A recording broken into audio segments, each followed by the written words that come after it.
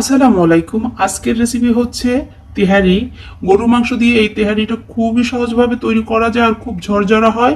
তাহলে কি কি উপকরণ লাগে এক নজর আমরা দেখে নিব। আর এটা অবশ্যই বাসায় ট্রাই করবেন আপনারা। খুব আশা করছি এই রেসিপিটা আপনাদের ভালো লাগবে। আমি প্রথমে এখানে গরু মাংস নিয়েছি, ছোট ছোট করে কেটে নিয়েছি। আপনাদের পছন্দ মতন আপনারা কেটে নিতে পারেন। এখন আমি রান্নায় চলে যাব। আমি একটা প্যানের মধ্যে তেল গরম করতে দিয়ে দিব। তেলটা একটু বেশি দিব, আমি এই তেলের মধ্যেই কিন্তু রান্নাটা করব। তারপর আমি পেঁয়াজ কুচি দিয়ে দিচ্ছি। এখন আমি আস্তা মশলা অ্যাড করব। এখানে দিয়ে দিচ্ছি তেজপাতা, দিয়ে দিচ্ছি দারচিনি, কয়েকটা এলাচ দিয়ে দিচ্ছি। দিয়ে আমি এটা পেঁয়াজের সাথে ভেজে নিই। আমার এই রেসিপি যদি ভালো লাগে অবশ্যই আমার পেজটা ফলো করবেন, লাইক কমেন্ট করে সাথে থাকবেন। আশা করি রেসিপিটা ভালো লাগবে। তারপরে দিয়ে দিচ্ছি 1 টেবিল চামচ আদা বাটা, 1 টেবিল চামচ রসুন বাটা। দিয়ে আমি আবার একটু এটা ভেজে নিব। তারপরে দিয়ে দিব স্বাদ মতন লবণ। তারপরে দিয়ে দিচ্ছি 1.5 টেবিল চামচ গরম মশলা। আমি কিন্তু এই রান্নাটায় মশলা একদম কম ইউজ করব, একটু লক্ষ্য করুন আপনারা। এভাবে দিয়ে আমি এভাবে ভালো করে কষিয়ে নিব, একটু পানি দিয়ে কষিয়ে নিব। তারপরে দিয়ে দিব কাঁচা মরিচ। আপনারা লক্ষ্য করুন আমি কিন্তু পেঁয়াজ বাটাটা ইউজ করি না এখানে। তারপরে আমি দিয়ে দিব সেই মাংসগুলো, দিয়ে আমি ভালো করে কষিয়ে নিব। এখানে আমি কিন্তু আপনার কোনো রকম লাল মরিচ ইউজ করিনি, হলুদ ইউজ করিনি। এভাবে করে আমি সব মাংসগুলো সুন্দর করে কষিয়ে নিব। এই ক্ষেত্রে কিন্তু আপনারা গোলমরিচ অ্যাড করতে পারেন, যেহেতু আমি কাঁচা মরিচ দিয়েছি। তারপর আমি একটা ঢাকনা দিয়ে ঢেকে দিব।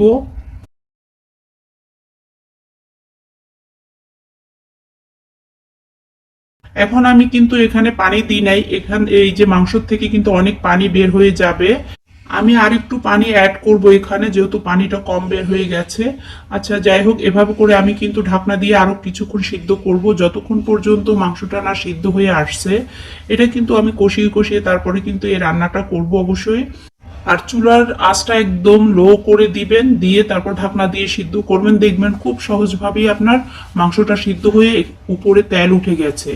আমি এই তেলটা কিন্তু বের করে এই তেলটা দিয়ে কিন্তু আমি আবার চালটা ভেজে নিব, সেদিকে কিন্তু খেয়াল রাখতে হবে। এই তেলটা এখন আমি একটা আলাদা বাটিতে নিয়ে নিব। নিয়ে আমি ফ্রাই প্যানে সেই তেলটা দিয়েই দিলাম এখানে। দিয়ে আমি এখন এখানে পেঁয়াজ কুচি দিয়ে দিব। আমি কিন্তু বাটা পেঁয়াজ ইউজ করি নাই, সেটা বললাম, আমি কাটা পেঁয়াজটা ইউজ করলাম। এখানে আমি তেলটা দিয়ে আমি পেঁয়াজটা দিয়ে এখন আমি চালটা দিয়ে দিব, ভালো করে এটা ভেজে নিব। তবে তেহারির চালটা যদি আপনি যত ভালো ভাজবেন ততই ভাতটা ঝরঝরা হবে, সেই দিকে কিন্তু লক্ষ্য রাখতে হবে। আর আপনি এই রান্নাটাতে যদি মশলা কম ইউজ করেন সেক্ষেত্রে আপনার ভাতটাও কিন্তু ঝরঝরা হবে। এখন আমি ভালো করে চালটা ভেজে নিব, যতক্ষণ না পর্যন্ত আমার মনে হবে না যে চালটা ভাজা হয়নি। এ ফাঁকে আমি একটু লবণ দিয়ে দিলাম। আমি যেহেতু মাংসতে লবণ দিয়ে দিচ্ছি, এটা কিন্তু ভাতের সেই লবণটা দিচ্ছি, যে তেহারে যে চালটা দিচ্ছি সেই চালের অনুযায়ী আমি কিন্তু লবণটা দিচ্ছি। এখন আমি ভালো করে এভাবে সবকিছু দিয়ে ভেজে নিব। বাসায় আপনারা ট্রাই করবেন, আর এই রান্নাটা কেমন হয়েছে আমাকে কমেন্ট করে জানাতে পারেন। এখন আমার সেই রান্না করা মাংসটা কিন্তু আমি দিয়ে দিব এখানে, দিয়ে আবার একটু কষিয়ে নিব। লক্ষ্য করুন কিন্তু আমি সে কোনো আলাদা তেল দিই নাই, সেই মাংসর তেলটা দিয়েই কিন্তু আমি তেহারিটা রান্না করতেছি। এতে কি হবে, আপনার রাইসটা খুবই মজা হবে, তেহারিটা খুবই মজা হবে, আর খুব ঝরঝরা হবে। আর টেস্ট তো টেস্টই রয়ে যাবে। কিন্তু আমি পরিমাণ মতন পানি দিচ্ছি। এটা কিন্তু খুব ফুটন্ত গরম পানি দিতে হবে, কোনোভাবে ঠান্ডা পানি দেওয়া যাবে না এই তেহারিতে, সেদিকেও লক্ষ্য রাখবেন। আর পানির যে মাপটা, এটা কিন্তু আসলে আপনার থেকে বুঝে দিতে হবে, আপনার চাল কতটুকু, তারপরে আপনার মাংস কতটুকু। আমার এখানে 2 কেজি মাংস, 1 কেজি পোলার চাল নিয়েছি। আর আমি কয়েকটা কিশমিশ দিয়ে দিচ্ছি, কাঁচামরিচ দিয়ে দিচ্ছি। এভাবে দিয়ে আমি একটু নেড়ে, আর একটু হয়তো পানি লাগতে পারে, সেটা আমি বুঝে দিব। এখন আমি ঢাকনা দিয়ে ঢেকে দিব, আর ছিদ্রটা কিন্তু অবশ্যই বন্ধ করে দিব কোনো একটা কিছু দিয়ে। এভাবে করে আমি অনেক 20 মিনিট আমি ওয়েট করব। তারপর 20 মিনিট পর ফিরছি। দেখুন আমার ভাতটা প্রায় হয়ে গেছে। কিন্তু পানিটা টেনে গেছে, কিন্তু আমি কোনোভাবে পানি আর অ্যাড করব না। আমি কিন্তু দেখে বুঝতেছি যে এখানে আর পানির প্রয়োজন নেই। সেক্ষেত্রে কি করব, আমি এখন এটা দমে একদম ঢাকনা দিয়ে দিয়ে আমি সুন্দর করে এটা 20 মিনিট ওয়েট করে কিন্তু আমি এটা চুলাতে রাখবো।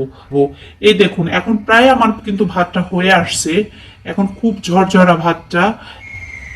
এভাবে যদি আপনারা তেহারিটা রান্না করেন তাহলে কিন্তু আপনাদের একদম তেহারিটা কিন্তু পারফেক্ট হবে। আসলে রান্নাটা হচ্ছে নিজের কাছে, আপনি যত ভালো রান্না করতে চাইবেন মন ততই ভালো থাকবে। আচ্ছা যাই হোক, এখন আমি কিন্তু এভাবে আরো কিছুক্ষণ ঢেকে রাখবো। এই রান্নাটা আমার প্রায় শেষ, আমি আরো 10 মিনিট পর আমি ফিরছি। 10 মিনিট পর কিন্তু আমার তেহারিটা হয়ে গেছে, এখন কিন্তু আমি সার্ভ করার পালা। দেখুন ভাতটা কত ঝরঝরা হয়েছে, দেখুন কালারটাও কত সুন্দর হয়েছে। আপনারা এভাবে করে বাসায় ট্রাই করবেন, আশা করি আপনাদের এই রেসিপিটা খুবই ভালো লাগবে। আর একটা কথা, আপনারা চাল যতটুকু তার চেয়ে একটু মাংস বেশি নেওয়ার চেষ্টা করবেন।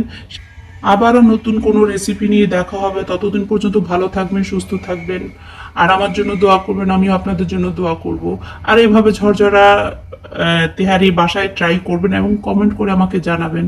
আল্লাহ হাফেজ।